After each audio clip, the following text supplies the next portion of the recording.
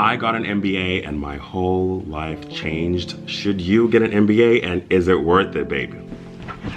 Whew. Greetings, loved ones. Greetings, hi everyone. Today we're talking about whether or not you should get an MBA. My inbox is flooded on LinkedIn, on all the platforms that I'm on. Should I get an MBA? And the answer I will talk about today, because I think there are different ways to approach this question. For those that are new, my name is Kudzi, and the intention of this channel is really to be a positive, motivating force for young professionals around the world that really want to own their life, take action, make their dreams come true. So I talk a little bit about my life and some things that I've done or want to do, and lessons or tips and best practices that I have. So let's get into the video. In my last two videos, I spoke about kind of my career journey, my pivot, and really how an MBA helped me pivot careers from accounting and management consulting and into media and tech. So I will link those down below, so make sure you catch those after this so that you can see the whole journey come to light. But I also wanted to answer that question about whether it was critical that I get an MBA, and if you do want to get one, how do you go about doing that so that you're getting the right program for you? And maybe, you don't need to do that. So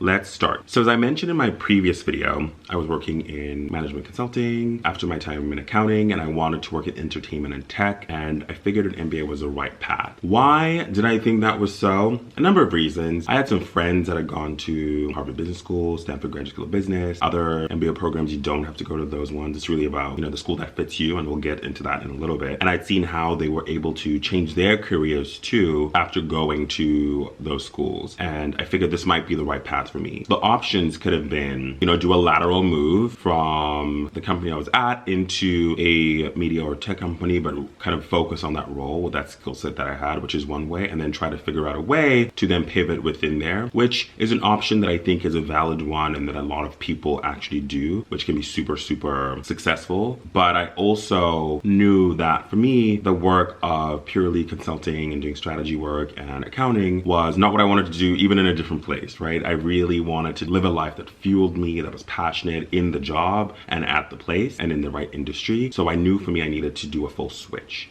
And because I'd seen some of my friends do that with, I'm holding this cup, I got lemon and honey in here. My ginger, I don't know where my ginger went, so mess. But I saw my friends do that. I was like, that's what I'm going to do. So I went about the business of finding the right schools. I think this is a question that comes up a lot. I think people see, what they consider top schools, the most popular schools, or the top 3 or top 5, whatever. There's lists, they change. It's not about the top, it's about going to a school that was right for you. And I had visited Stanford when a friend of mine was going there when I lived in San Francisco, and I just fell in love. It felt right. I'm a passion, feel it, energy person. The students were amazing, and my friend said to me, you should just apply because, we always think we won't get in, but you're smart, just go for it. But it never crossed my mind, But there's so many other schools that are phenomenal that, offer different things to students. I would say what I really loved about Stanford was the tagline, changing lives, changing organizations, and changing the world. If you think about them, the gravity of to change someone's life, to actually change someone's life, not only do it for you. You do it for you and money and fame and all the cool fun things, but to do it for other people, so to be of service, because you're changing lives for the better. You are changing organizations, so it means be a leader. Be someone that can make a positive shift, not only in a person, but in a company, and then change the world. Change the world. How many schools do you think of, or organizations, even people who think about changing the world, not just, making a small impact? And for me, it was all about that big impact, because that means you need vision. You need to be a leader. You need to be knowledgeable. You need to be able to, most importantly, receive information and learn about the world, and be a listener and a learner, which are things that I loved about the curriculum. They have all these classes on not just how to do finance and marketing, and all of those are really important because you need them for a business. But most importantly, why would someone follow you as a leader? What would make you a good manager? How are you communicating, having a conversation with someone, and being aware of how the words you use are really important because they might impact how they receive the message or how they think about themselves. And make sure you are a empathetic, people-based leader that really cares about people. And I love that about the school because one, that's the wavelength that I operate at. That's kind of just where I am as a person in general. And then two, them, the fact that they would like make that at the forefront of the curriculum is like really, really cool. Because it's fun, it's fresh. It is fresh, and it's just what I needed. At the same time, you could also then do internships and learn about other industries through the classes and through travel programs, and that helped me really learn about entertainment, but also get to intern in entertainment during my break between my first and second year. So it really helped me make that shift, and then even more importantly, helped me network. So you could meet people that were part of the alumni and really ask them questions, and that open door of communication. And that's why I wanted to go to this school. The network, the actual learning, particularly around leadership, and three, to make that shift, you know, to use all of that to make that shift. And I wouldn't say it was an easy shift because I think, you know, your skill set is still your skill set. So people are like, why do you want to work in this now? But you can show all the ways that you've tried to do it and then use all the resources available to you to try to do it. So when people ask, was my MBA worth it? I would say absolutely. For me, it was absolutely worth it because my goals were clear, which is number one, you got to know your goals. My goals were really clear and allowed me to pivot. But school's expensive. So this is the thing, you know, that people always ask. It's like, it's not cheap. Luckily, there are a number of options like financial aid or fellowships or scholarships. Some people like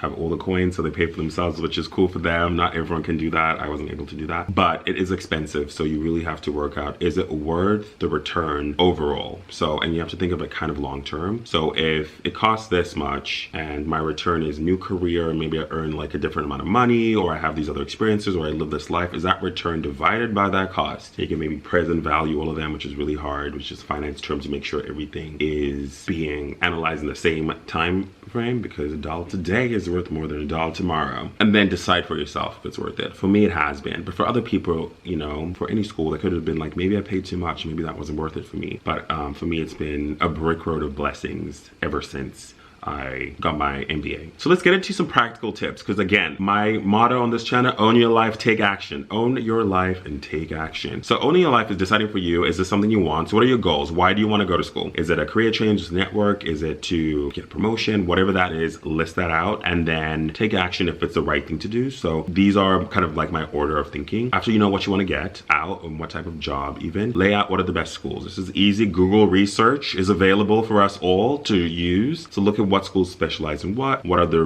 recruiting success rates. Schools always publish what recruiting from the recruiting results from business school into different industries. Does that school really form a pipeline into the industry that you want to go to? That is one. So what school, what is the recruiting pipeline? Two, how connected is the alumni? Are there some people you can reach out to talk to them about their experience to really learn if it's a right school for you? So, and I think step number 1 and 2 are really focus on research. I think a lot of times people want an easy answer, but you gotta have to go find the information for yourself and really make an informed decision. There's forums, there's Google, there's alumni. I'm not above a cold LinkedIn message. Sometimes you try it. A lot of times people don't respond, but sometimes they do, and then go for it and ask your questions. Make sure you're with cold DMing or messaging or emailing, make sure you're really clear with your ask. If someone says, can we have 10 minutes to chat about your time at Stanford, I try to say yes a lot, but I think that if you make it more specific, it's easier. I'm looking to do this. Do you think Stanford is a great school for this? Do you have time to chat? Because I know what the conversation is about, instead of maybe being an explorative general conversation, because people want to use their time efficiently. Next is to start your application. So every school has a website which tells you what the exact application process is. Just follow it to the T, and they provide so many resources, and you can ask fellow alums how their